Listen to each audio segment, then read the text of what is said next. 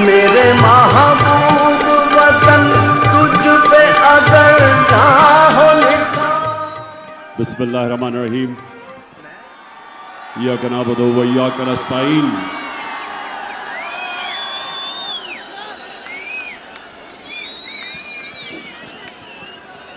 मेरे पाकिस्तानियों,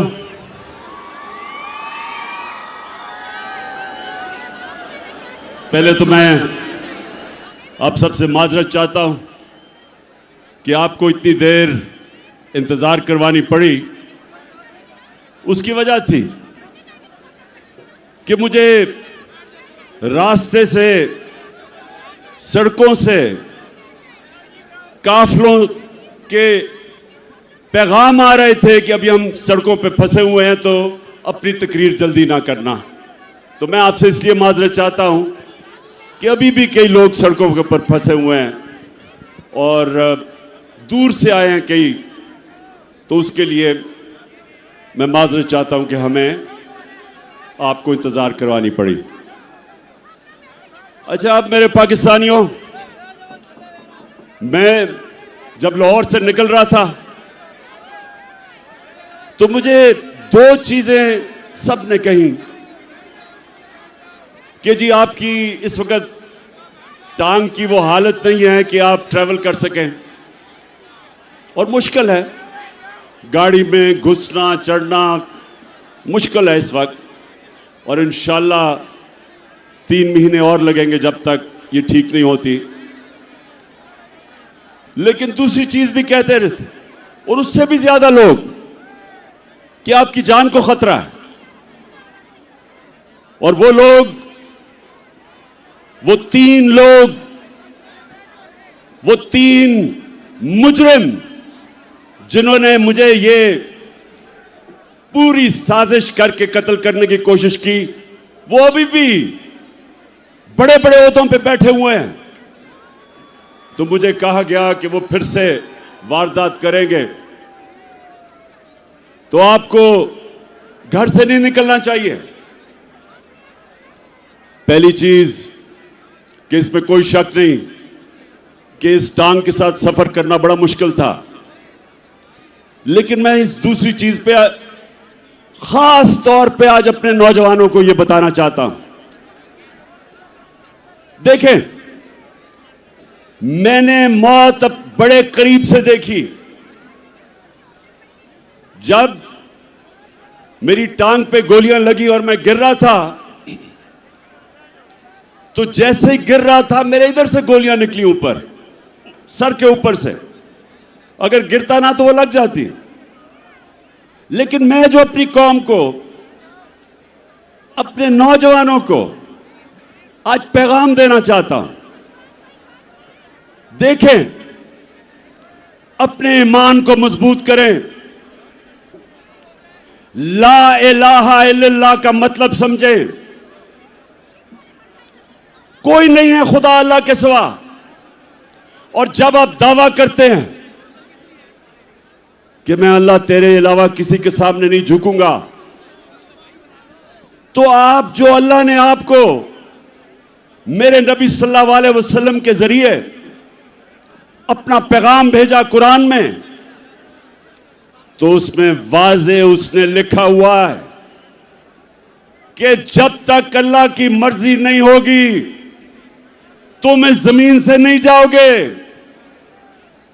और जब उसका फैसला हो गया तो जितना मर्जी एहतियात करो, डरो, छुपो, भागो, मौत से नहीं बच सकता इंसान। तो जब मैं गिरा तो उसी वक्त मुझे पता था कि अल्लाह ने मुझे बचाया। उस वक्त मुझे पता था कि अल्लाह का यह फैसला था कि मैंने नहीं अभी जाना। उसी वक्त अल्लाह का शुक्र किया मैंने। और यह अल्लाह का शान देखें कि 12 लोगों को गोलियां लगी, कंटेनर के ऊपर 12 लोगों को गोलियां लगी। ये फैसल को भी, मैं बल्कि इसको देख रहा था, इसके मुंह से खून गिर रहा था, गाल से। अहमद चट्टा जो मेरे साथ था, वो मेरे साथ गिरा हुआ था। ऊपर और लोगों को गोलियां लगी, लेकिन अल्लाह की शान देखो कि 12 में से एक भी अल्लाह को प्यारा नहीं हुआ, सब बच गए। एक गार्ड को 6 गोलियां लगी, सब गोलियां ऐसी थी कि वो बच गया। मेरा जो गार्ड जाहिद था, हमारा इमरान इस्माइल जो सिंध के गवर्नर थे, 4 गोलियां उसके कपड़ों में से निकली, बच गया। तो मैं आज सारी कौम को, मैं सिर्फ आपको एक बताना चाहता हूं कि अगर आपने जिंदगी सही माने में जिंदगी गुजारनी है, तो ये जो मौत का खौफ है, इससे अपने आप को आजाद करें। ये जो खौफ जो इंसान के ऊपर तारी होता है, बड़े इंसान को एक छोटा सा इंसान बना देता है। खौफ एक कौम को गुलाम बना देती है। ये जो मरने का डर है, मुसलमानों की तारीख में जो सबसे बड़ा सानिया हुआ, हजरत इमाम हुसैन का करबला में, तो कूफा के लोगों को पता था कि हजरत इमाम हुसैन राय हक पे खड़े हैं, लेकिन यजीद का खौफ था, उसके जुल्म का खौफ था, नहीं मदद करने के लिए आए। और मुसलमानों की तारीख का सबसे बड़ा ट्रेजेडी सानिया हुआ। और ये जो खौफ है, ये इंसानों को गुलाम बनाता है। जिल्लत का खौफ कि जी मुझे जलील कर देंगे। मुझे पिछले 7 महीने में, बल्कि मेरे 26 साल की सियासत में, कितनी इन्होंने कोशिश की मुझे जलील करने की, हर किस्म की किरदार कुशी की, कोई मौका नहीं छोड़ा कि किसी तरह इमरान खान को हम जलील करें, क्योंकि यह हमें चोर कहता है। और आज आप सब सामने, मेरे सामने इस तादाद में पब्लिक, कितने वजीर आजम आए और गए, किसके लिए कौम निकली ऐसे जो आज आप मेरे लिए निकले हैं? इससे क्या साबित होता है कि इज्जत अल्लाह के हाथ में है, कोई आपको जलील नहीं कर सकता। और खास तौर पे तीसरी चीज जो रिस्क, कितने ताकत में बैठे हुए लोग अपने नीचे जो तनख्वाहदार होते हैं उनसे गलत काम करवाते हैं, और वो गलत काम करते हैं अपनी नौकरियां बचाने के लिए, क्योंकि उनका ईमान नहीं कि अल्लाह के हाथ में रिस्क है। अल्लाह ने ये 3 चीजें इसलिए अपने पास रखी हैं कि वो आपको आजाद करना चाहता था। जो ला इलाहा इल्लल्लाह है, जब तक आपके दिल में इसका मतलब नहीं आएगा, ये आपको आजाद नहीं करेगा। और सिर्फ आजाद इंसान बड़े काम करते हैं, आजाद मुल्क ऊपर परवाज करते हैं। गुलाम सिर्फ अच्छी गुलामी करते हैं, गुलाम की परवाज नहीं होती, सिर्फ आजाद इंसानों की परवाज होती है। मैं इसलिए आया, मुझे मौत की तो फिक्र नहीं थी, फिक्र ये थी जो मेरी टांग का मसला है। ये इसने मुझे मुश्किलें डाली चढ़ने में उतरने में, लेकिन मैं आया इसलिए कि मेरे पाकिस्तानियों, आप आज एक डिफाइनिंग मोमेंट पे खड़े हो। आज आप क्रॉस रोड्स पे खड़े हो, फैसला कुन वक्त पे खड़े हो। आज आपके सामने दो रास्ते हैं। आज मेरी कौम, आपके सामने दो रास्ते हैं। जब नमाज में अल्लाह से हम कहते हैं कि अल्लाह, एक ही चीज मांगते हैं अल्लाह से 5 वक्त की नमाज में कि अल्लाह उनके रास्ते पे लगा जिनको तूने नेमतें बख्शी, उनके रास्ते पे ना लगा जो तबाही के रास्ते पे निकल गए। पाकिस्तानियों, आप भी उधर खड़े हैं। एक तरफ नेमतों का रास्ता है, आपकी अजमत का रास्ता है, दूसरी तरफ आपकी तबाही का रास्ता है, गुलामी का रास्ता है, जिल्लत का रास्ता है। मौलाना रूमी, उसने बड़ी एक ऐसी बात की जो मुझे कभी नहीं भूली। उसने कहा कि जब अल्लाह ने तुम्हें पर दिए उड़ने के लिए, क्यों चूंटियों की तरह जमीन पर रेंग रहे हो? पाकिस्तानियों, अल्लाह ने हमें पर दिए। हमारा मुस्तकबिल यह नहीं है कि हम चूंटियों की तरह रेंगे। जो ऊपर आए फैसला करे कि जी आज तो ये चोर हैं, उनके ऊपर एक्शन ले, गवर्नमेंट गिरा दे। अगले दिन फिर बंद कमरों में फैसला हो कि नहीं जी, मैं अब एनआरओ दे दिया इनको, ये मैं गंगा में नहा के पाक हो गए हैं, और फिर उनको निकाले कि जी चोर हैं, और फिर उनको एनआरओ दे दे। और कौम अगर इस चीज को, अगर हम इन चीजों को, इस जुल्म को, इस नाइंसाफी को अगर कौम तस्लीम करती है, तो वो कौम के अंदर और भेड़ बकरियों में, गाय भैंसों में कोई फर्क नहीं है। इंसान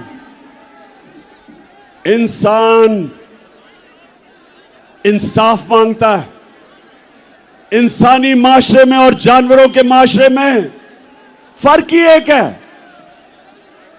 इंसानों के माशरे में इंसाफ होता है, जानवरों के माशरे में ताकतवर की हुक्मरानी होती है।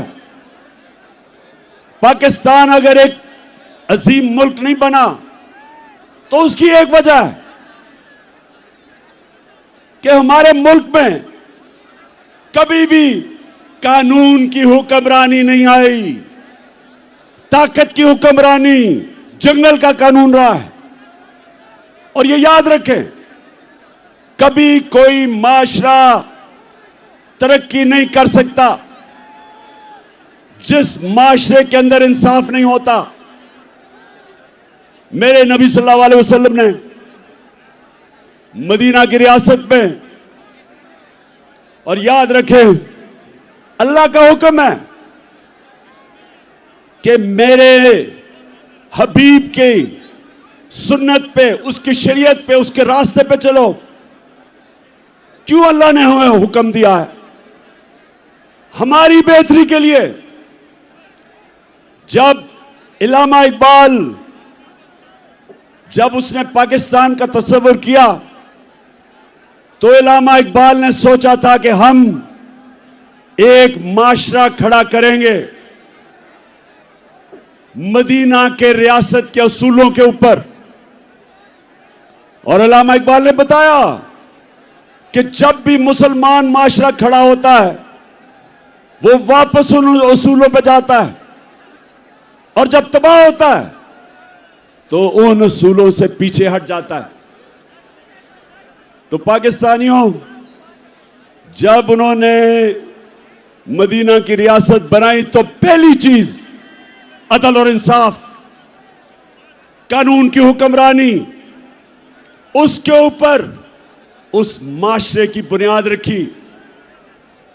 मेरी बेटी भी अगर जुर्म करेगी तो सजा मिलेगी।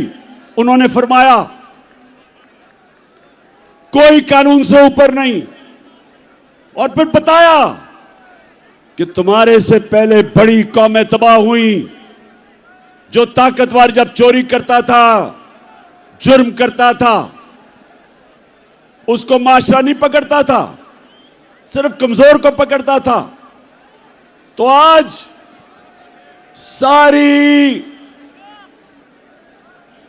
सारी दुनिया में आप चले जाएं, सारे गरीब मुल्क देख लें। मुझे मौका मिला दुनिया में गरीब तरीन मुल्क देखने का और अमीर तरीन। फर्क एक है, गरीब मुल्कों के अंदर इंसाफ नहीं। वहां भी इस तरह के बड़े बड़े डाकू, जरदारी और शरीफ की तरह पैसा चोरी करके बाहर लेके जाते हैं और उनको निजाम नहीं पकड़ सकता। वहां भी सिर्फ छोटा चोर जेल में जाता है। सारे गरीब मुल्कों में देख लें और सारे खुशहाल मुल्कों में चले जाएं, यूरोप जाएं, स्विट्जरलैंड जाएं, स्कैंडिनेविया जाएं, बर्तानिया जाएं, पूछें जो बैरून मुल्क पाकिस्तानी उन मुल्कों में रहते हैं, उनसे पूछें क्यों वो आज तहरीक इंसाफ के साथ खड़े हैं, क्यों बैरून मुल्क पाकिस्तानी आज हमारे साथ खड़े हैं, क्यों उनको समझ है मैं क्या कह रहा हूं। क्योंकि उन मुल्कों के अंदर इंसाफ है। यहां से जाके वह पैसा बनाते हैं, वहां खुशहाली आती है, अपने बच्चों को अच्छे स्कूलों में पढ़ाते हैं। क्यों? क्योंकि उनके मुल्क में इंसाफ है, मेहनत का फल मिलता है, उनके हुकूक की तहफ़्फ़ुज़ है, उनकी अदालतें इंसानों के अंदर इंसाफ करती हैं, इसलिए वहां खुशहाली है। और गरीब मुल्कों के अंदर हर गरीब मुल्क अब चले जाएं, उनके बड़े बड़े वजीर आजम, उनके सदर मुल्क से पैसा चोरी करके बाहर ले जाते हैं। हर साल 1700 अरब रुपया गरीब मुल्कों का चोरी करके, उनके ही साहिब इख्तिदार चोरी करके अमीर मुल्कों में ऑफशोर अकाउंट्स में ले जाते हैं। गरीब होता जा रहा है, अमीर मुल्क अमीर होते जा रहे हैं। तो पाकिस्तान अगर आज इन हालात में है, इसकी ये वजह नहीं कि वसाइल की कमी है, इसकी वजह ये कि हमने शुरू से ही कानून की हुक्मरानी नहीं की। मार्शल लॉ आता था तो वो कानून तोड़ के आता था, ताकत की हुक्मरानी थी, वो कानून से ऊपर थे। लेकिन ये जो दो खानदान जिन्होंने 30 साल इस मुल्क पे हुकूमत की, इन्होंने भी कभी मुल्क के इदारों को मजबूत नहीं होने दिया। ये भी जब आते थे तो बजाय इदारों को मजबूत करते, कानून की हुक्मरानी लेके आते, इन्होंने भी आते साथ ही इदारों को कमजोर किया। क्योंकि करप्शन नहीं हो सकती थी जब तक इदारे कमजोर ना हो। और यह वजह है पाकिस्तानियों, नौजवानों जो तरसते हैं मुल्क से बाहर जाने के, नौकरियां ढूंढने के लिए, ये समझ जाएं कि बीमारी एक है, इंसाफ नहीं है। अब मुझे ये बताएं, आजम स्वाति ने बात की कि क्या मसला था हमारी हुकूमत को जो हटाया गया। क्या इमरान खान के ऊपर कोई करप्शन थी? जब भी इन दोनों की हुकूमतें हटाई गई तो करप्शन होती थी। हमें किस वजह से साजिश के तहत हटाया गया। कौन सी हम गलती कर रहे थे? पहले ये जो बैंकरप्ट दिवालिया निकाल के मुल्क का इन्होंने जब छोड़ा 2018 में, पाकिस्तान की तारीख का सबसे बड़ा बैरूनी खसारा $20 अरब। हमने मुल्क संभाला, बैरून मुल्क मैं गया, हमारे दोस्त ममालिक से पैसे लिए, शर्म आई मुझे। मैं ये भी आपको बता दूं कि मेरे 3.5 साल में सबसे ज्यादा शर्मिंदगी होती थी जब हमें जाके मुल्क के लिए पैसे मांगने पड़ते थे। शौकत खानम के लिए मैं 30 साल से पैसे इकट्ठे कर रहा हूं, नवल यूनिवर्सिटी के लिए, लेकिन मुझे शर्म नहीं आती थी क्योंकि मैं अपने लोगों से पैसे इकट्ठे कर रहा हूं अपने मुल्क की यूनिवर्सिटी या अस्पताल के लिए, लेकिन किसी और से अपने मुल्क के लिए पैसे मांगना यह मेरे लिए सबसे ज्यादा बायस शर्म थी। और इसलिए कि इन चोरों ने 4 गुना ज्यादा कर्जा चढ़ाया 10 सालों में, हम 8 से और 18 के बीच में। तो पहले हमने मुल्क संभाला, फिर कोरोना आ गया, दुनिया में तबाही मचाई उसने। एक सदी में एक इस तरह का बुरान आता है। हमने जिस तरह कोरोना को संभाला, मदद तो अल्लाह की थी, लेकिन जो हमने फैसले किए, हमने फैसला किया हम शट डाउन नहीं करेंगे। मेरे से सबने तनकीद की, ये सारी ऑपोजिशन तब जब थी, सबने कहा कि मुल्क को बंद कर दो नहीं तो फैल जाएगी। मैंने सबको कहा, एक सवाल पूछा, मैंने कहा मुझे एक जवाब दो कि वो जो छाबड़ी वाला है, वो जो रिक्शा वाला है, वो जो टैक्सी चलाता है, वो जो दिन की दिहाड़ी ले करता है और घर आके अपने बच्चों का पेट पालता है, वो जो कच्ची वादियों में 7-7 लोग एक कमरे में हैं, उनको मैं क्या कहूंगा? उनका जब बंद कर दूंगा तो उनको वो खाना किधर से देंगे अपने बच्चों को?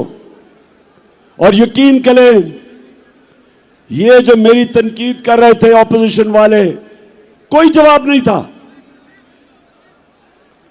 हमने लॉकडाउन ही लगाया, हमने अपनी बिजनेसेस बचाई, हमने इनको सस्ते कर्जे दिए, हमने एहसास प्रोग्राम जो दुनिया ने, वर्ल्ड बैंक ने कहा कि दुनिया का 4थे नंबर पर बेहतरीन प्रोग्राम था जिसने निचले तबके को बचाया, हमने अपने मुल्क को कोरोना से निकाला। फिर जो भी आजम बता रहा था, हमने रिकॉर्ड एक्सपोर्ट्स की। आखिरी साल हमारा टैक्स करेक्शन रिकॉर्ड, 17 साल के बाद सबसे ज्यादा इंडस्ट्री हमारी ऊपर गई, 10.5%। 17 साल के बाद हमारी ग्रोथ रेट 6%, तीसरे साल 5.7। तो हमने तो मुल्क को उठा दिया था, हमने तो किसानों को उठा दिया था। आज किसानों से पूछें कि जितना पैसा किसानों ने हमारे दौर बनाया, उन्होंने अपनी पैदावार पे लगाया, रिकॉर्ड फसलें हुई, 4.5% पे हमारी ज़राअत ऊपर आई 17 साल के बाद। तो मुल्क तो ऊपर जा रहा था। हमने हेल्थ कार्ड लेके आए, पहली दफा पाकिस्तान की तारीख में एक हुकूमत ने आम आदमी का सोचा कि हर घराने के पास 10 लाख इंश्योरेंस हो, किसी भी अस्पताल में जाके गरीब खानदान इलाज करवा सके। पहली दफा गरीबों ने प्राइवेट हॉस्पिटलों में इलाज करवाए अपने हेल्थ कार्ड की वजह से। और हमने 50 साल के बाद पाकिस्तान में डैम्स बनानी शुरू की, 3 बड़ी डैम्स बनाई, बन रही हैं, अब पता नहीं उनके क्या हालात हैं। पहली पाकिस्तान की जमात जिसने मौसम की तब्दीली के ऊपर काम किया, 10 अरब दरख्त उगाने का प्रोजेक्ट किया। तो मैं ये सवाल पूछता हूं आज कि क्या हमने जुर्म किया था कि बैरूनी साजिश के साथ मिलकर हमारी हुकूमत गिराई? और मैं एक जगह फेल हुआ हूं, मैं 3.5 साल में एक जगह फेल हुआ हूं। मैं ताकतवर को कानून के नीचे नहीं ला सका। जिन लोगों ने इस मुल्क को लूटा था, जिनके ऊपर करप्शन के केसेस थे, मैंने बड़ी कोशिश की, लेकिन नैब मेरे नीचे नहीं थी, वो एस्टेब्लिशमेंट के नीचे थी। नैब वाले मुझे कहते थे कि जी केस सारे तैयार हैं, लेकिन हुक्म नहीं आ रहा। जिनके पास कंट्रोल था वो हुक्म नहीं दे रहे थे। वो इन चोरों से बजाय इनको जेलों में डालने के डीलें कर रहे थे।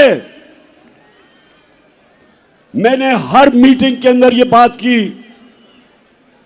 कि जनाब, जब तक आप ताकतवर को कानून के नीचे नहीं लेके आएंगे, बड़े बड़े डाकुओं का एहतसाब नहीं करेंगे, या करप्शन खत्म नहीं होने लगी। तो मुझे बार बार जवाब आता था कि इमरान साहब, आप इकोनॉमी के ऊपर तवज्जो दें, इसको भूल जाएं, एहतसाब को। मुझे यह कहा क्या कई दफा कि अच्छा जी इनको छोड़े, एनआरओ दे दें, इनको नैब के अंदर कानून बदल दें। ये भी जिनके पास ताकत थी, मुझे अफसोस से कहना पड़ता है कि वो करप्शन को बुरा नहीं समझते थे। उनके लिए करप्शन, और करप्शन क्या होती है? चोरी तो होती है जो आपके घर में चोरी, आपका टेलीफोन चोरी हो गया। करप्शन होती है जो मुल्क के खजाना के ऊपर डाका होता है, जो मुल्क को नुकसान पहुंचाती है, वो करप्शन है। और वो करप्शन जिनके पास ताकत थी उनको ये बुरी नहीं लगती थी। और आपने देख ही लिया कि क्योंकि बुरी नहीं लगती थी तो ये सारे चोरों का टोला ऊपर बैठा दिया। अगर साजिश नहीं भी की थी तो इनका रास्ता नहीं रोका, इनको आने दिया। वो लोग जो बाहर भागे हुए थे, जिनके ऊपर अरबों अरबों रुपए के करप्शन के केसेस थे, बारी बारी इन सबको एनआरओ दिया गया। पहला एनआरओ जनरल मुशर्रफ ने दिया। 4 गुना हमारा कर्जा बढ़ा उस एनआरओ की वजह से। ये वापस आए, दोनों हाथों से इन्होंने मुल्क लूटा। और फिर अब कि एक हुकूमत जो चल रही थी उसको गिराया। और इन्होंने किया क्या? अच्छा, पहले तो मैं एक चीज वाज़ेह कर दूं कि बार बार हम सुनते हैं कि जी ये साइफर एक ड्रामा था। हम ये सुनते हैं कि जी ये तो साइफर थी कोई चीज नहीं, ये कोई एक फेक बयानिया बनाया गया। मैं आज जो भी ये सारे कह रहे हैं, और ये सब वो कह रहे हैं जो साजिश का हिस्सा थे, मैं इनसे पूछता हूं कि क्या नेशनल सिक्योरिटी काउंसिल के अंदर असद मजीद का साइफर जो डोनाल्ड लू से उसकी गुफ्तगू थी, क्या नेशनल सिक्योरिटी काउंसिल में यह रखी नहीं गई? और क्या इसमें यह नहीं लिखा हुआ था कि वो डोनाल्ड लू इसको कह रहा है असद मजीद को कि इमरान खान को अगर आप नहीं हटाओगे तो तुम्हारे मुल्क को मुश्किलात का सामना करना पड़ेगा। और अगर तुमने इसको हटा दिया तो हम सब कुछ माफ कर देंगे। क्या यह साइफर के अंदर नहीं था जो नेशनल सिक्योरिटी काउंसिल में आया सामने? और क्या नेशनल सिक्योरिटी काउंसिल ने यह कहा नहीं कि अमेरिका से प्रोटेस्ट करो, डिमार्च करो, उनको कहो कि तुम्हारे मुल्क में मुदाखलत कर रहे हो?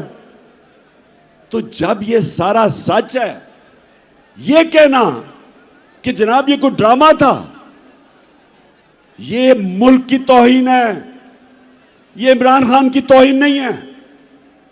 कि क्या मजाल है किसी मुल्क का एक छोटा सा सरकारी ऑफिसर एम्बेसडर को कहे कि जनाब अपने वजीर आजम को हटा दो? कभी सुना यह होता हुआ? मैंने कभी नहीं सुना, क्योंकि किसी की जरूरत नहीं है करने की। और फिर अब मैं आपको बताऊं कि जब से ये इंपोर्टेड हुकूमत आई है, मुल्क से हुआ क्या है? जब जुल्मो सितम के कोहे गरा रूई की तरह उड़ जाएंगे हम महकूमों के पांव तले।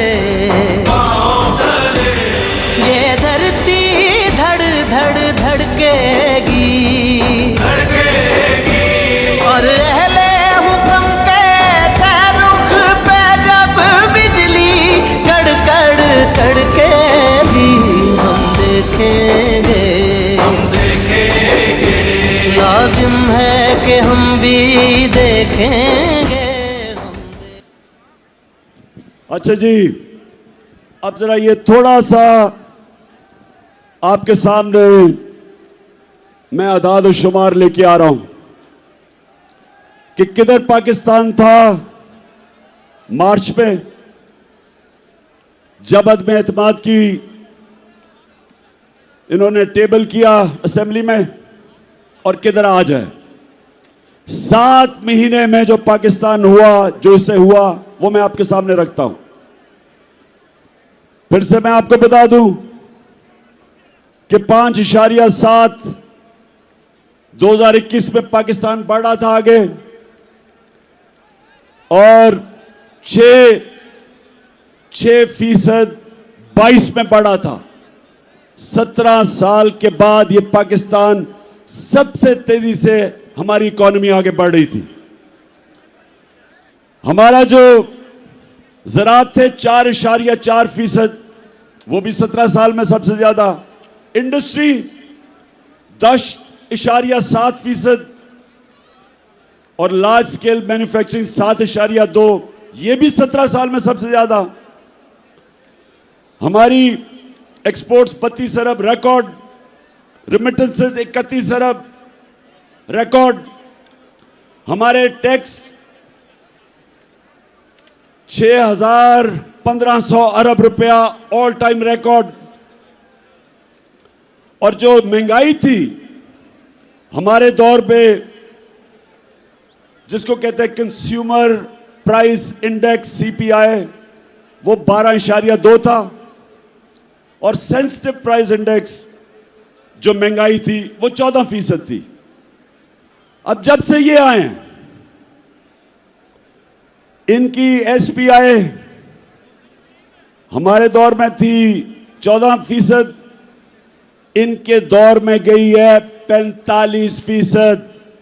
50 साल में सबसे ज्यादा महंगाई 7 महीने में हुई है। और जो सीपीआई है वो 27%, हमारे दौर में 12% थी। और फिर पेट्रोल, आटा, घी, दाल, बिजली, सबकी 100% कीमत बढ़ चुकी है। महंगाई जो आज आम आदमी को सबसे ज्यादा तकलीफ दे रही है, वो सबसे ज्यादा 50 साल में इनके दौर में बढ़ी है। रुपया 178 रुपया था डॉलर जब अदम एतमाद हुआ, आज 240 रुपए। आज ये जरा सुनते जाएं कि जिन्होंने ये मुल्क में ये चोरों को लेके आए, इन्होंने किया क्या है पाकिस्तान से। मैं सिर्फ इसलिए कह रहा हूं कि ये तारीख याद रखें कि ये जो हुआ है हमारे मुल्क से, इन्होंने जो ज़राअत तेजी से बढ़ रही थी, ज़राअत के अंदर गन्ना 9% कम, चावल 40% कम हुए हैं, कपास 25% कम, और इस वक्त जो हमारी बेरोजगारी है वो 22.5% बढ़ चुकी है। फिर जो सबसे खौफनाक चीज कि आज जो बाहर की दुनिया है उसके मुताबिक पाकिस्तान अपने कर्जे क्या वापस कर सकता है, उसकी रिस्क क्या है, आज 100% से ज्यादा बढ़ गई है। जब हम गए थे तो 5% थी। तो आज बैरूनी दुनिया ने, मार्केट्स ने पाकिस्तान के ऊपर अदम एतमाद किया। 88% पाकिस्तान के जो इन्वेस्टर हैं वो समझते हैं कि हुकूमत के ऊपर उनको कोई एतमाद नहीं। तो मैं फिर से पूछता हूं कि माइशत नीचे, हमारी जमहूरियत ऑपोजिशन ही खत्म हो गई। जो हमारा लोटा था वो ऑपोजिशन लीडर बन गया, वो नून के टिकट पे लड़ेगा तो असेंबली भी खत्म। हमारे मुल्क के अंदर जो इदारे हैं, FIA के ऊपर इन्होंने अपना आदमी बिठा के सारे केसेस माफ करवा लिए और उनके ऊपर जुल्म किया, जो कि जिन्होंने इन्वेस्टिगेशन की थी। तो अब कब FIA खड़ी होगी किसी ताकतवर के सामने? नैब में अपना आदमी बिठाया, अपने केसेस माफ। इदारे जो मुल्क की बुनियाद होते हैं वो कमजोर। सबसे ज्यादा जुल्म किया मुल्क की अखलाकियात पे और रूल ऑफ लॉ पे कि इन्होंने आते साथ ही अपने सारे केसेस माफ करवाने शुरू कर दिए। तो मुल्क में क्या पैगाम दिया कि जो जेलों में लोग भरे हुए हैं उनकी सिर्फ जुर्म यह है कि वो गरीब हैं। ताकतवर सारे बड़े बड़े डाकू बचते जा रहे हैं। मुझे यह बताएं कि उस मुल्क का अब क्या मुस्तकबिल होगा। मैंने जो आज आपको सबको यहां बुलाया, मेरा मकसद आपको यह समझाना है कि हम दो रास्ते पे खड़े हो गए हैं। हम अगर अब चुप करके इस जुल्म और नाइंसाफी को तस्लीम करेंगे, आगे तबाही है। क्योंकि मेरे नबी सल्लल्लाहु अलैहि वसल्लम ने पहले कह दिया था कि जब ताकतवर को एक मुल्क का निजाम, इंसाफ का निजाम नहीं पकड़ता और सिर्फ कमजोरों को पकड़ता, तबाह हो जाता है वो मुल्क। तो तबाही के सामने ये देखें कि रूल ऑफ लॉ तो आज खत्म हो गया ना पाकिस्तान में, और फिर जो अखलाकियात का कत्ल हुआ, अमर बिल मारूफ, हुक्म है अल्लाह का कि अच्छाई के साथ खड़े और बुराई के खिलाफ, तो आज अमर बिल मारूफ तो इन्होंने खत्म कर दिया, बुरों को ऊपर आके बैठा दिया। तो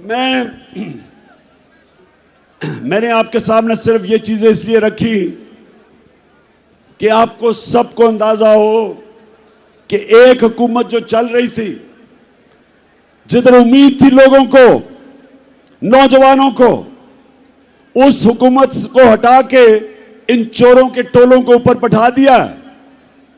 और उसके बाद इन्होंने क्या किया? इन्होंने हमारे ऊपर जिस तरह का जुल्म किया, 25 मई को हमारे सारे इंसानी हकूक, फंडामेंटल राइट्स, उसकी खिलाफ वर्जी की।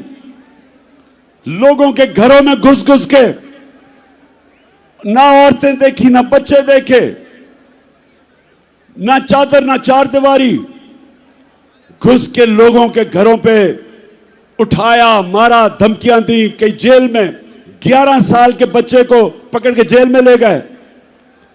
और मैं अभी मिला मेजर साहब से, मेजर साजिद बुखारी को भी मुझे वो और उनका बेटा मिलने आया।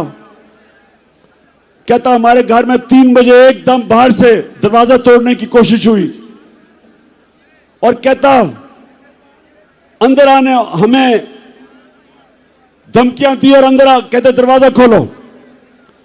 उसने कहा मैंने उनको कहा है कि पहले वारंट दिखाओ, कौन हो तुम? उसके बीवी बच्चे थे, उसको क्या पता कि 3 बजे कौन आदमी आ रहा है? उसे क्या पता वो कौन था? और उसने अपने सेल्फ डिफेंस में जब फायर किया तो कहता इन्होंने मुझे और मेरे बेटे पे जो पुलिस में तशद्दुद किया, वो बेटा जिसका कसूर ही नहीं था, कहता मैंने तस्लीम किया कि मैंने गोली मारी है। उसके बावजूद 5 महीने मेरे बेटे को इन्होंने जेल में जो तशद्दुद किया, उससे जो जुल्म किया, वो कहता बेटा मुझे कहता मैं हमेशा के लिए बदल गया हूं। हमारी 70 साला पीटीआई की खातून उसको रात के 3 बजे उठा के जेल में ले गए। मैं सवाल पूछता हूं, जिनकी जिम्मेदारी है हमारे फंडामेंटल राइट्स की हिफाजत करना, सोए हुए थे, किसी ने कुछ नहीं किया। उसके बाद जो मजीद और जुल्म हुआ, जब एक खास आदमी इस्लामाबाद आया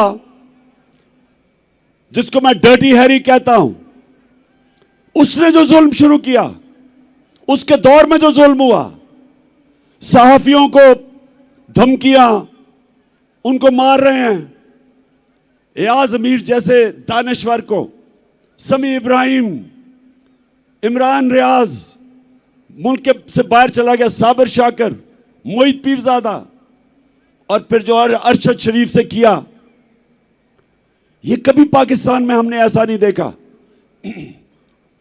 जुल्म किया, डराया धमकाया। कसूर उनका क्या था कि वो इमरान खान का मौकफ मीडिया के ऊपर लेके आ रहे थे। खौफ फैलाया गया कि और कोई ना कुछ करे, बाकी लोग डरे। मीडिया हाउसेस बंद किए, उनको धमकियां दी, सोशल मीडिया के बच्चों को पकड़ा, उनको घर से उठा के ले जाते थे, मार फेंटा लगा के घर वापस ले आए। नदीम गुजरांवाला से मुझे नौजवान मिला,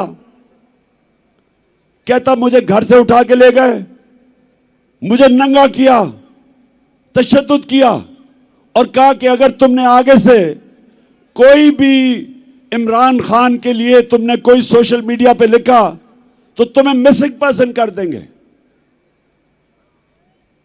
और फिर जो इन्होंने शहबाज गिल को पकड़ के मारा, नंगा किया, तशद्दुद किया, आजम स्वाति ने खुद अपनी दास्तान बताई जो उन्होंने उससे किया।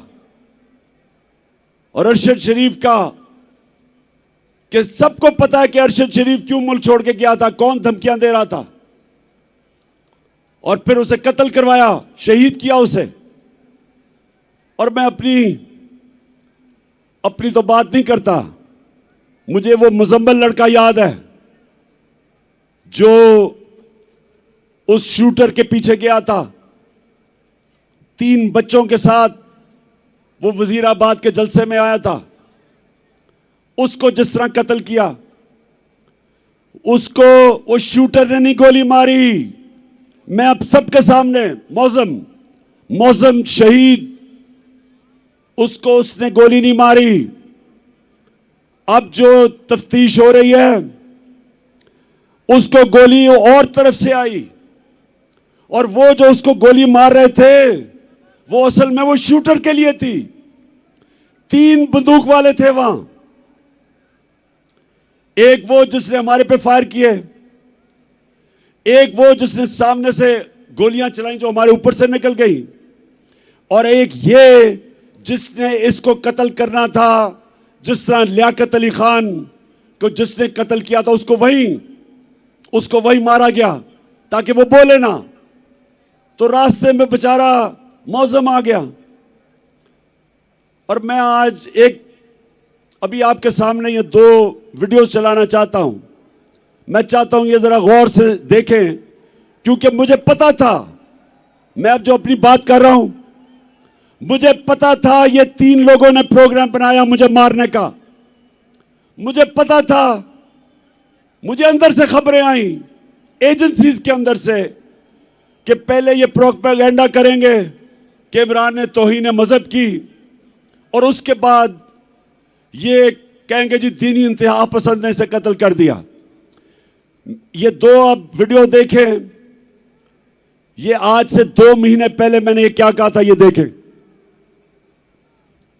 किया मुझे मरवाने का, वो इसके पीछे हैं। इन्होंने फैसला किया कि जी कहेंगे तौहीन मजहब किया, और उसके बाद अगर मुझे किसी ने कत्ल किया तो कहेंगे जी कोई मजहबी जुनूनी ने कर दिया क्योंकि इसने तौहीन मजहब किया। कोई ये कान खोल के सुन लो, मैंने अपनी सारी कौम एक टेप बना के रखी हुई है।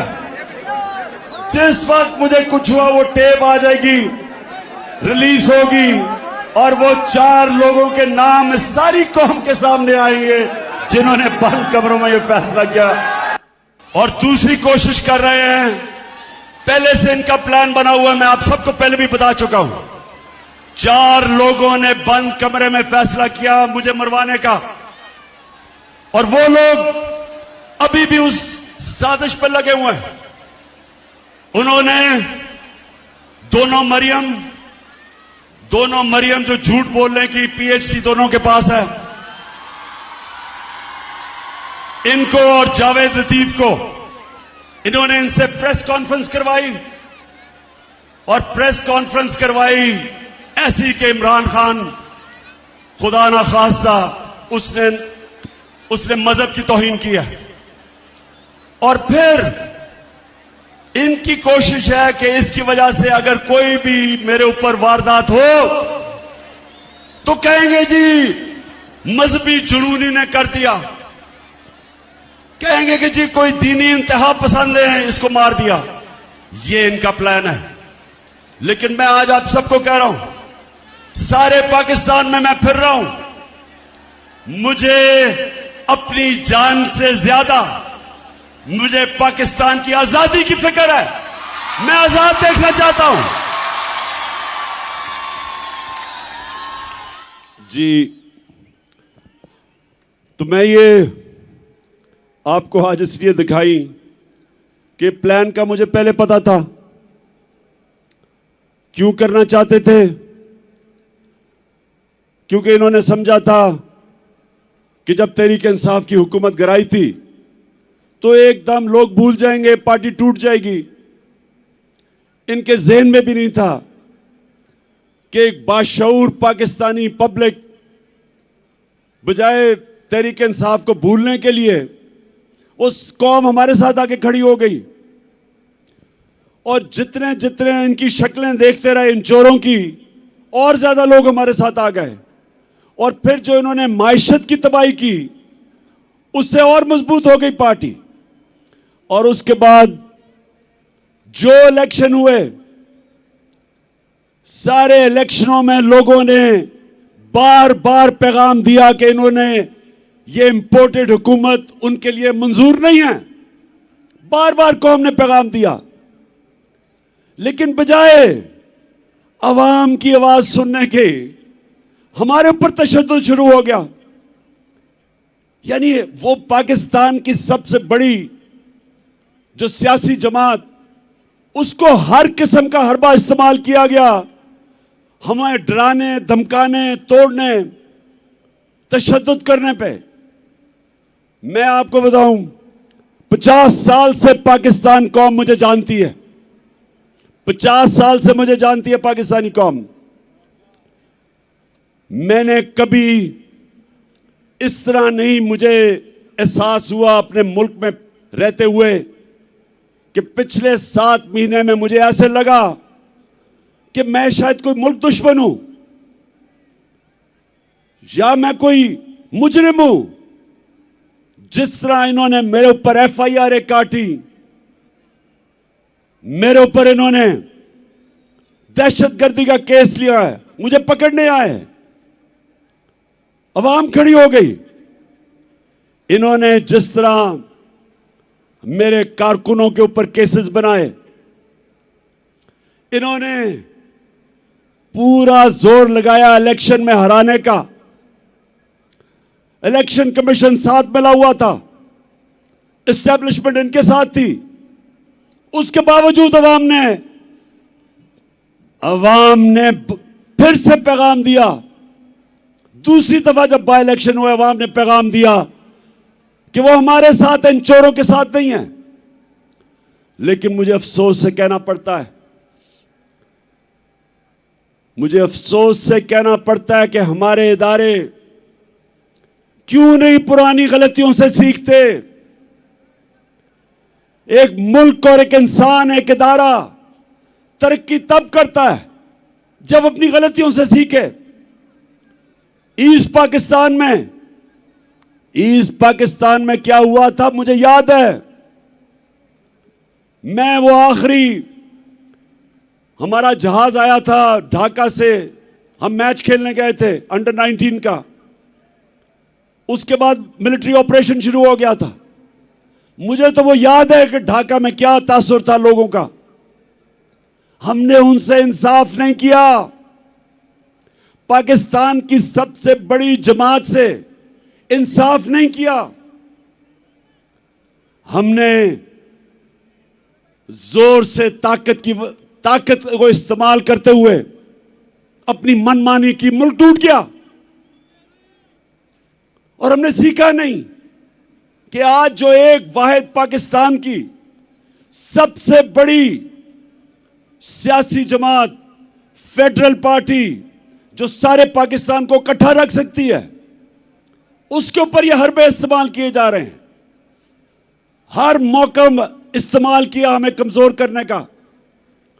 सबको, मीडिया हाउसेस को धमकियां दी गई कि हमें ना दिखाया जाए। ये जलसे के ऊपर जितनी हमें मुश्किलात पड़ी, कभी हमें हमारी अपनी पुलिस ना सुने। पंजाब में हमारी हुकूमत है, पुलिस बेबस हुई है, हमारे साथ ताउन ना करे, कभी सुना है? मैंने जब अपनी एफआईआर कटवाने की कोशिश की, मुझे तो पता था वो 3 कौन है, मुझे तो पहले पता था। पंजाब में हमारी हुकूमत होते हुए मुल्क का एक्स प्राइम मिनिस्टर, सबसे बड़ी पार्टी का सरबराह, मैं अपनी एफआईआर नहीं कटवा सका। पुलिस वाला कहता जी मुझे हटा के किसी और को बिठा दे, मैं नहीं साइन कर सकता। इतना खौफ है, इतना ताकतवर का खौफ है यहां। मेरे पाकिस्तानियों, ये मेरी सुनने बात, जिसकी वजह से आज मैं आपके पास पहुंचा हूं, और आसान नहीं था फिर भी इस टांग के साथ पहुंचना। लेकिन मैं आपको एक बात बताना चाहता हूं। देखिए, जब तक इस मुल्क के अंदर ताकतवर कानून के नीचे नहीं आएगा, जब तक इदारे जो आईन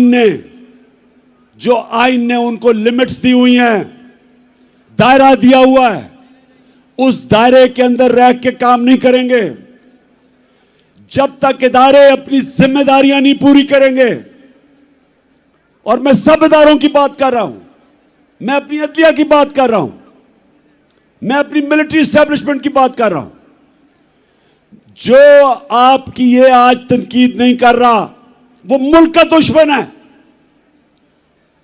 मेरा पाकिस्तान है और मेरी फौज है। मैं चाहता हूं कि मेरे मुल्क की एक मजबूत डिफेंस हो। मैं गुलामी बार बार कहता हूं कि गुलामी से बेहतर मौत है। और अगर आपकी फौज मजबूत नहीं होगी, आपकी अगर फौज मजबूत नहीं होगी, तो मुसलमान दुनिया में देख लें क्या हालात है मुसलमान मुल्कों के आज। हमें तो फख्र है कि सारे मुसलमान मुल्कों में हमारी सबसे ताकतवर फौज है।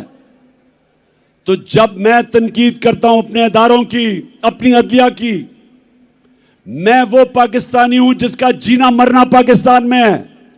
मैंने वो नहीं हूं जो अपने कारोबार और हुकूमत का सीजन लगाने के लिए पाकिस्तान आ जाते हैं, या पैसा पूसा लूट के फिर बाहर भाग जाते हैं। सारा टब्बर बाहर बैठा हुआ है, अरबों अरबों रुपए की प्रॉपर्टीज में बैठा हुआ है। जब इनको मुश्किलें पड़ियां बाहर भाग जाते हैं। यह गैर मुल्की कब्जा ग्रुप है, यह सियासतदान नहीं है। मेरा जीना मरना इस मुल्क में है। मैं वो पाकिस्तानी हूं जो 20 साल बाहर रहा, क्रिकेट खेलने की वजह से बाहर अपना वक्त गुजारा। मेरा एक दफा कभी नहीं सोचा कि मेरा कोई घर है पाकिस्तान के अलावा। कभी मैंने तस्वीर नहीं किया था कि मैं कोई और पासपोर्ट ले लूं, क्योंकि मुझे हमेशा पता था कि यह मुल्क है जिधर मैं खुददारी से पढ़ सकता हूं। और मैं ये चाहता हूं कि यह मुल्क हकीकी तौर पे आजाद हो, ताकि अपने ये मुकाम पे पहुंचे। मैं अपने आखिरी खून के तप्पे कतरे तक इस मुल्क के लिए लड़ूंगा। पहुंचा फिर से तू अड़ जा, फिर से तू डट जा, फिर से वो बल्ला घुमा।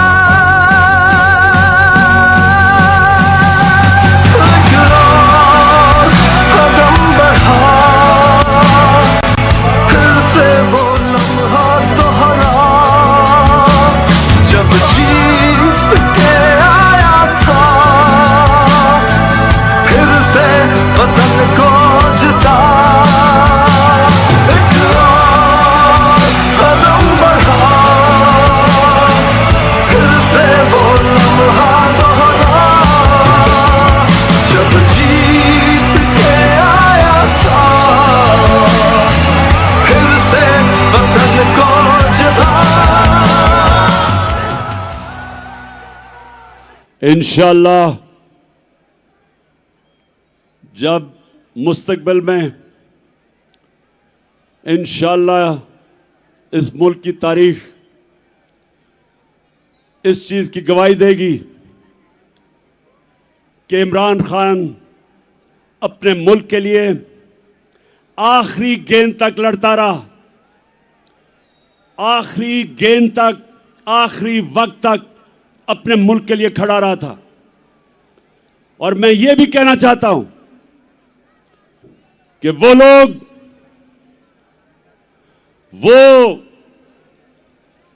जिसने अपने अहसासों में बड़ा इजाफा किया और इंसानी हुकूक, पाकिस्तान की अवाम के हुकूक को रोंदा, पैरों के नीचे रोंदा, तारीख उसकी तरफ भी देख रही है। तारीख लिख रही है कि उसने मुल्क से क्या किया, क्या उसने इस मुल्क का फायदा कराया, नुकसान कराया, यह सारा तारीख लिख रही है। और मेरे पाकिस्तानियों, मैं फिर से आपको आखिर में अपनी बात अभी खत्म करने लगा हूं कि करना क्या आगे। मैं फिर से आखिर में एक चीज आपको कहना चाहता हूं कि गुलाम कौम का कोई मुस्तकबिल नहीं है, और आजादी कोई प्लेट में रख के नहीं देता। आजादी के लिए लड़ना पड़ता है। जंजीरें गिर नहीं जाती, तोड़नी पड़ती हैं। आजादी कोई देता नहीं, छीननी पड़ती है। मैं अपनी कौम को आज कहता हूं कि आजाद आप कब होंगे? जब एक आम आदमी देहात में उसको ये थाना कचहरी पटवारी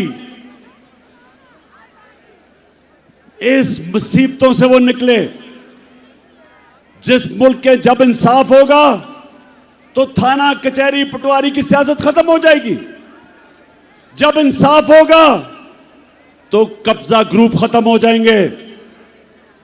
क्यों नहीं यूरोप में कब्जा ग्रुप, क्यों नहीं बर्तानिया में कब्जा ग्रुप, क्यों नहीं अमेरिका में? क्योंकि वहां कानून है।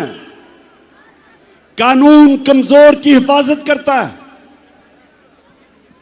यहां कमजोर को तो छोड़ो, मुल्क का जो वजीर आजम रह चुका वो एफआईआर नहीं कटवा सका, तो बेचारे आम आदमी की क्या हैसियत है जो आजम पार्टी से हुआ है? मुल्क का सेनेटर 74 साल का आदमी, और क्या उसका जुर्म था कि जी उसने एक ट्वीट कर दी। पता नहीं कौन इस मुल्क का फिरौन था कि जुर्रत हुई कि जी ट्वीट कर दी, उसको नंगा करके तशद्दुद किया। किसी मुहज़्ज़ब माशरे में मेरे पाकिस्तानियों ये नहीं होता, क्योंकि हुकूक होते हैं, इंसाफ होता है। हजरत उमर के दौर में एक शहजादा मुसलमान होता है, खाना काबा का तवाफ हो रहा होता है, एक गुलाम का पैर शहजादे के कपड़े पे आ जाता है। शहजादा जोर से मारता है उस गुलाम को कि तुम्हारी जुर्रत। वो गुलाम चला जाता है हजरत उमर के पास। हजरत उमर उस शहजादे को बुलाते हैं, कहते तुमने इसको मारा था? शहजादा कहता हां जी। हजरत उमर गुलाम को कहते हैं वापस इसको लगाओ एक मुंह पे, क्योंकि सबकी इज्जत एक बराबर है। गुलाम और शहजादे की एक इज्जत है। आज मगरिब में जाएं, बर्तानिया में जाएं, आपको पता चलेगा कि जो मदीना के रियासत के असूलों के ऊपर दुनिया की अजीम रियासत खड़ी की थी मेरे नबी सल्लल्लाहु अलैहि वसल्लम ने, उन असूलों के ऊपर आज मगरिब में लोग चल रहे हैं। उधर है इंसाफ, और इंसाफ की वजह से खुशहाली है, और इंसाफ की वजह से आजाद हैं लोग। हर आदमी को पता है कि मेरे पर कोई जुल्म नहीं कर सकता। आप सिंध चले जाएं, जो सिंध के अंदर बेचारे गरीबों पे, हारियों पे, कमजोरों पे जो जुल्म है, मैंने दुनिया में नहीं कहीं देखा। ये जो जरदारी माफिया, झूठे केसेस, गुंडे, मार पड़वाओ, जमीनों पे कब्जे करो, बेचारे लोग बेबस हैं। और हमारे मुल्क में हर तबका जब कमजोर ताकतवर के सामने खड़ा होता है बेबस है। इसलिए मेरी हकीकी आजादी की तहरीक चलती जाएगी जब तक हम अपने लोगों को आजाद नहीं करते। ये चलती जाएगी। और अब मैं आता हूं कि आज जो मैंने आप सबको बुलाया, हम ये जा रहे थे, एक तो हमारी आजादी, हकीकी आजादी की तहरीक चलती रहेगी। आज मैंने आप सबको यहां बुलाया था, ये जो मार्च हम करके आ रहे थे, हमने इस इंपोर्टेड हुकूमत को कहना था कि इलेक्शन करवाओ। एक पुरअमन एहतजाज आइन और कानून में रहते हुए हमने इनसे इलेक्शन मांगने थे, क्योंकि सारी कौम चाहती है इलेक्शन। गैलप की सर्वे आई है कि 75% पाकिस्तानी इलेक्शन चाहते हैं।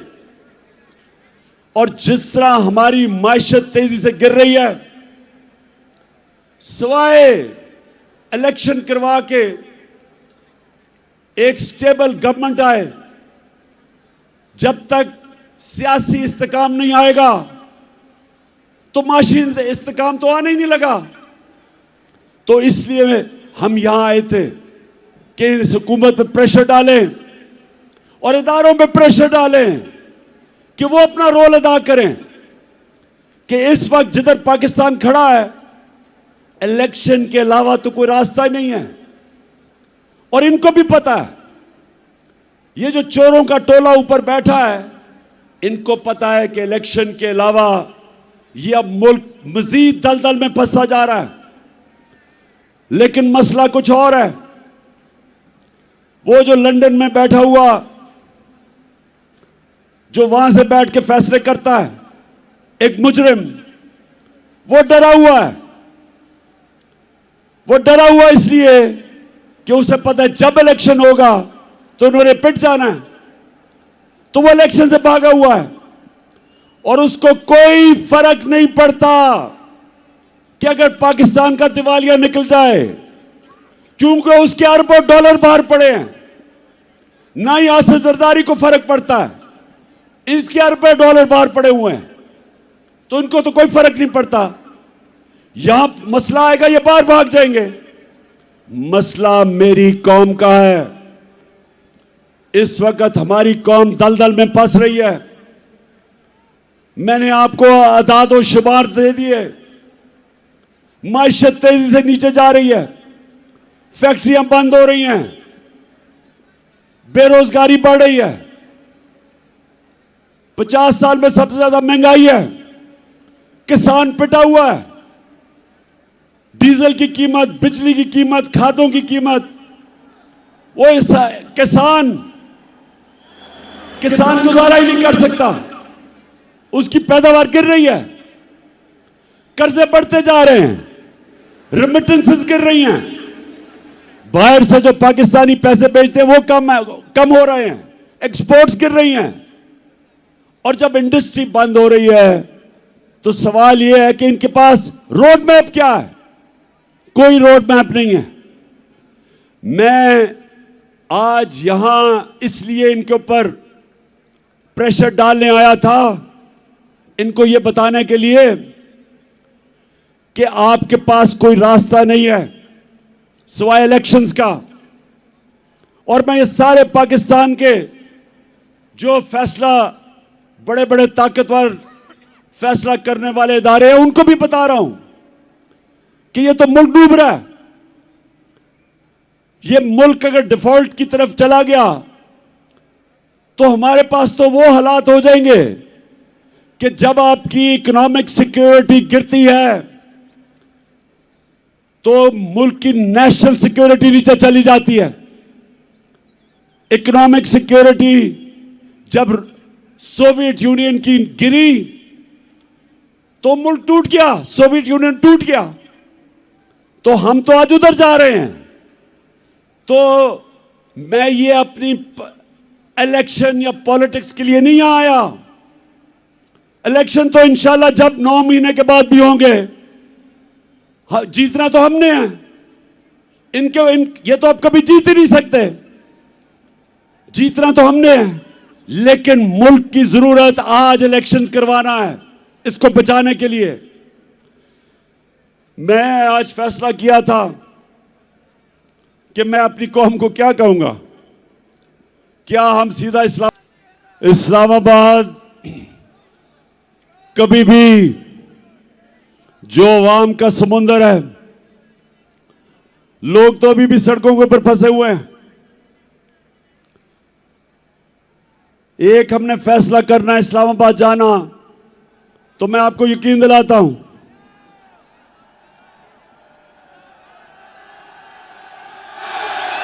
कि ना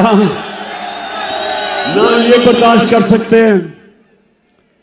जितनी भी पुलिस आप जमा कर लें, जब लाखों लोग इस्लामाबाद में जाएंगे कोई नहीं रोक सकता उनको।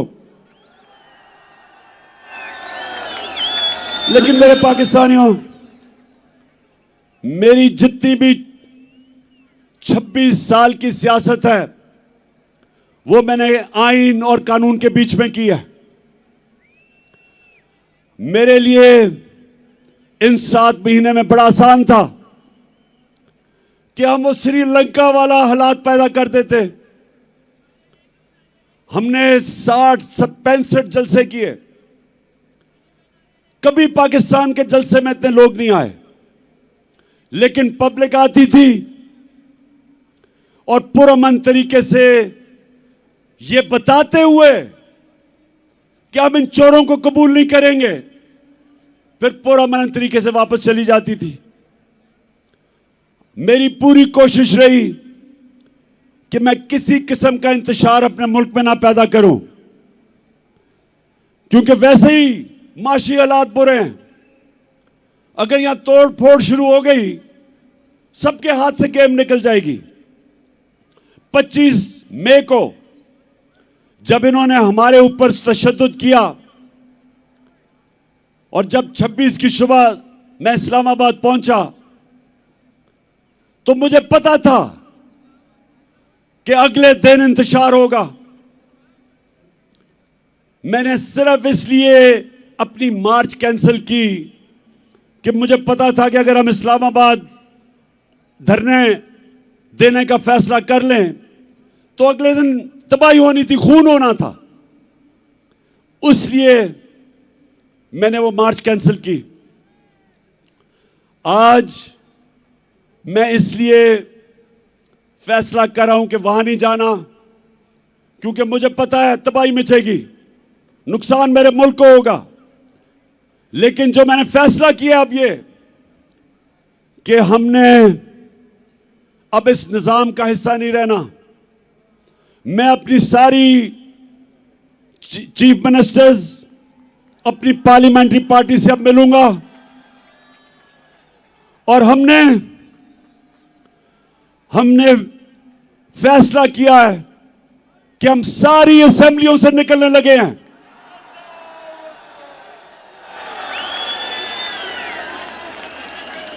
हम बजाय अपने मुल्क में तोड़फोड़ करें, हम बजाय अपने मुल्क में तबाही मचाएं, इससे बेहतर है कि हम इस करप्ट निजाम से बाहर निकलें और इस मुल्क का हिस्सा, इस सिस्टम का हिस्सा ना बने कि जिधर ये चोर बैठ के अपने अरबों रुपए के करप्शन के केसेस हर रोज माफ करवा रहे हैं। गरीब लोग जेलों में हैं, छोटी छोटी चोरी पे बेचारे लोग जेलों में गल सड़ रहे हैं और ये बड़े डाकू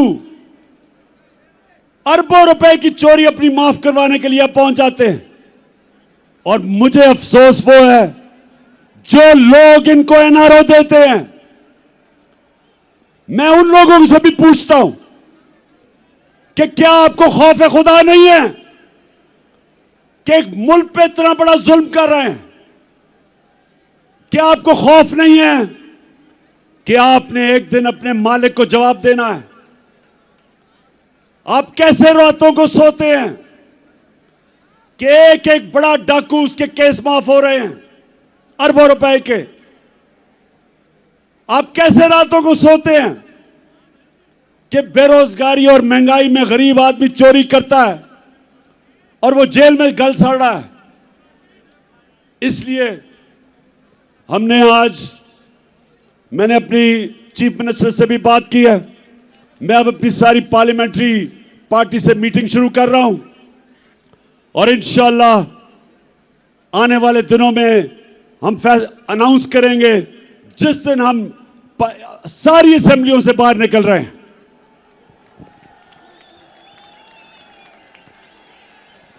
आखिर में मैं आप सबका शुक्रिया अदा करता हूं, जिस तादाद में आप यहां आए, जितनी मुश्किलों से आप आए, मैं आपका शुक्रिया अदा करता हूं।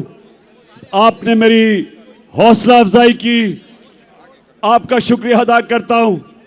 और मैं आखिर में कभी ना भूलना, एक आपने आखिर में एक ओथ लेनी है, हल्फ लेना है, लेकिन यह भूलना ना कि आप एक अजीम कौम है, आपका एक अजीम मुकद्दर है। और इंशाअल्लाह ये मैं जद्दोजहद इसलिए कर रहा हूं कि मेरा ईमान है कि अल्लाह एक दिन हमारे मुल्क पे करम करेगा और वो तब करेगा जब ये कौम फैसला करेगी। जो कुरान में लिखा हुआ है कि मैं कभी किसी कौम की हालत नहीं बदलता जब तक वो कौम खुद अपनी हालत बदलने की कोशिश ना करे। और इंशाल्लाह वो मेरी कौम तैयार है अपनी हालत बदलने के लिए। अब ये हल्फ ले। बिस्मिल्लाहिर्रहमानिर्रहीम। हाथ उठा ले, हाथ उठा ले, माइक दे दें बॉस को। हाथ उठा के इमरान खान साहब के साथ हम हल्फ उठाएंगे। मैं यहां से पढ़ूंगा, आपने रिपीट करना है। बिस्मिल्लाहिर्रहमानिर्रहीम। बिस्मिल्लाहिर्रहमानिर्रहीम। हम हल्फ उठाते हैं, हम हल्फ उठाते हैं कि हम पाकिस्तान के आइन की हमेशा पासदारी करेंगे, हमेशा पासदारी करेंगे। हम हकीकी आजादी के इस जिहाद में इमरान खान के साथ इंशाल्लाह मेरे साथ आखिर तक जदोजहद करेंगे कि हम कभी भी अल्लाह के सिवा किसी के सामने नहीं झुकेंगे। और हम हर किस्म की कुर्बानी के लिए तैयार रहेंगे। अल्लाह हम सबका हामी और नासिर हो। आमीन। पाकिस्तान